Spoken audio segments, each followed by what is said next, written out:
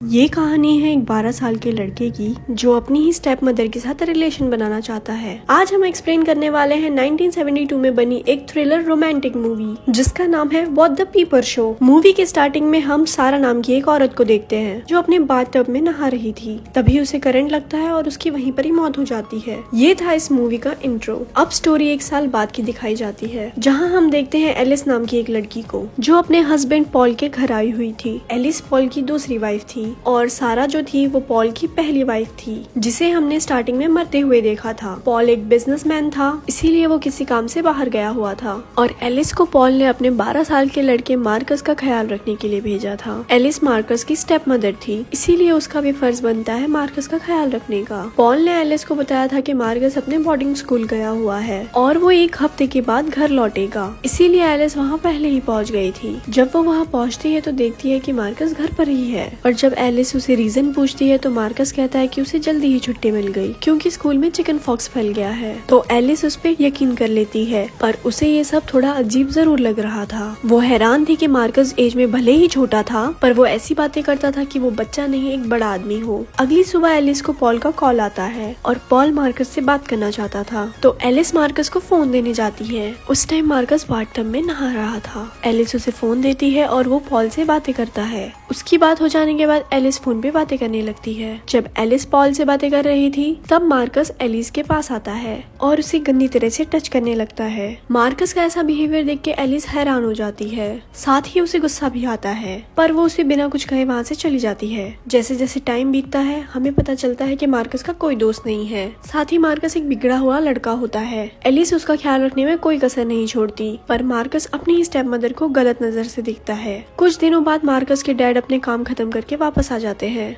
Marcus और Alice Paul को airport पे लेने जाते हैं। जब वो कार लेकर घर आ रहे थे तो पॉल एलिस को टच करने लगता है जिससे एलिस का ध्यान हट जाता है और उनका एक्सीडेंट होने वाला था कि तभी एलिस कार को कंट्रोल कर लेती है। घर आने के बाद एलिस और पॉल इंटीमेट होते हैं और मार्कस बाहर खेल रहा होता है। उस शाम ये तीनों होटल में डिनर करने के लिए जाते हैं जहाँ पॉल एलिस से पूछता है कि तुमने मेरी तिजोरी से पैसे निकाले हैं। तब एलिस कहती है नहीं, मार्कस ने निकाले थे उस टैक्सी को पे करने के लिए। वो सुनकर मार्कस कहता है कि मैंने तो 365 रुपए निकाले थे। एलिस कहती है कि तुम मुझे खुद बता रहे थे कि तुमने डैड के सारे पैसे निकाल लिए। इस पर मार्कस तुरंत कहता है कि मैंने ऐसा कुछ कहा ही नहीं। कुल मिलाकर पैसे गुम होने का सारा श्रेय एलिस को मिलता है। इसीलिए घर आने के बाद एलिस मार्कस का रूम चेक करती है। उसे पैसे तो नहीं मिलते लेकिन उसे एक फटा हुआ लेटर जरूर मिलता है। एक दिन जब मार्कस और पॉल स्विमिंग कर रहे थे तब मार्कस बताता है कि एलिस मेरा जरा भी ध्यान नहीं रखती और वो साथ ही ये भी कहता है कि वो मुझे जरा भी पसंद नहीं करती। उसकी ये सारी बातें एलिस सुन रही थी। तो वहीं पॉल भी मार्कस की बातों पर ज्यादा ध्यान नहीं देता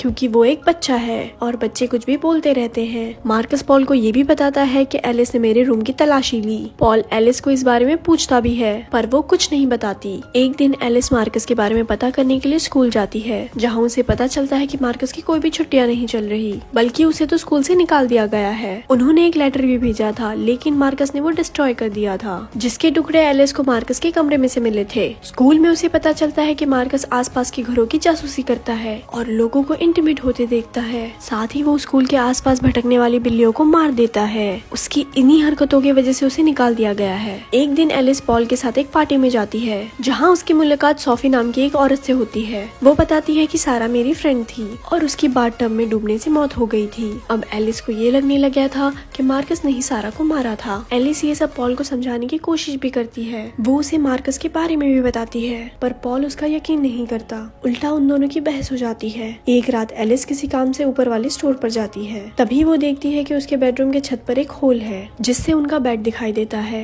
ये देख के उसे तुरंत मार्कस का ख्याल आता है और उसे पता चल जाता है कि मार्कस उन्हें इंटीमेट होते हुए देखता है। तो एलिस तुरंत मार्कस के पास जाती है और उससे पूछती है कि वो उन दोनों को क्यों देखता है। तब मार्कस कहता है कि मुझे ये सब करना बहुत अच्छा लगता है। एलिस उससे पूछती है कि वो सारा को भी इसी तरह देखता था। तब मार्कस कहता है कि उसे सारा को देखने में मजा नहीं आता था। वो कहता है कि वो तुम्हारी तरह हॉट नहीं थी। अब यहाँ एलिस मार्कस से पूछती है कि सारा की मौत कैसे हुई। तो मार्कस कहता है कि उसे दिल का दौरा पड़ा था। ये सुन के एलिस कहती है है कि तुम झूठ बोल रहे हो, उसकी मौत करंट लगने से हुई थी। एलिस कहती है कि तुम बहुत कुछ जानते हो पर तुम मुझे बता नहीं रहे। इस पर मार्कस कहता है कि मैं तुम्हें ये सब क्यों बताऊं, मुझे इसमें क्या मिलेगा। तब एलिस उसे पैसे ऑफर करती है पर वो मना कर देता है और कहता है कि उसे एलिस चाहिए। तब एक एक करके एलिस अपने कपड़े उतारने लगती है और मार्कस उसके सवालों के जवाब देने लगता है और कहता है कि सारा को एक हार्ट कंडीशन थी जिसके बारे में किसी को पता नहीं था। उसने ये बात पॉल को भी नहीं बताई थी। मार्कस कहता है कि उसे ये बात एक डॉक्टर के लेटर से पता चली थी।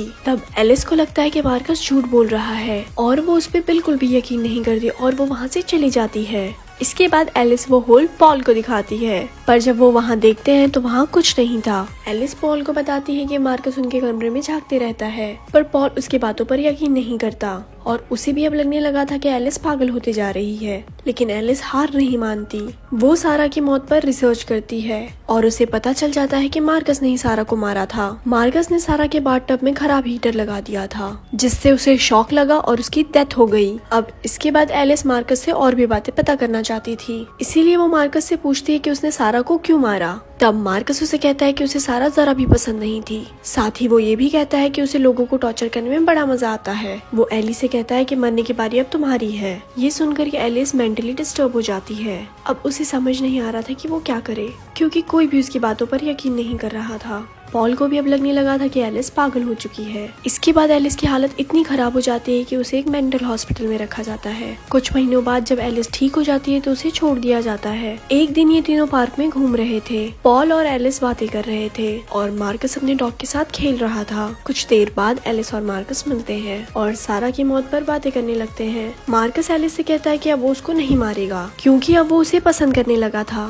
एलिस भी उसके साथ अजीब अजीब बातें करने लगती है और मार्कस को बताती है और वो मार्कस को बताती है कि वो पॉल को मार के कहीं दूर भाग जाएंगे। एलिस मार्कस को एक किस भी करती है। इसके बाद एलिस को रोड पे आती एक तेजी से कार भी दिखाई देती है। ये देख के एलिस डॉग के टॉय को रोड पे फेंकती है। जब डॉग उस टॉय को रोड पर लेने जाता है तब मार्कस भी उसे बचाने के लिए पीछे भागता है लेकिन वो कार मार्कस को एक जोरदार टक्कर मारती है और मार्कस की वहीं पर ही मौत हो जाती है और एलिस बस मार्कस की बॉडी को देखकर मुस्कुराने लगती है। अब वो आजाद थी। उसने जो प्लान बनाया उसमें वो कामयाब रही और यहाँ ये मूवी एंड हो जाती है। ऐसी और भी स्टोरीज देखने के लिए हमारे पेज को लाइक करिए। धन्यवाद।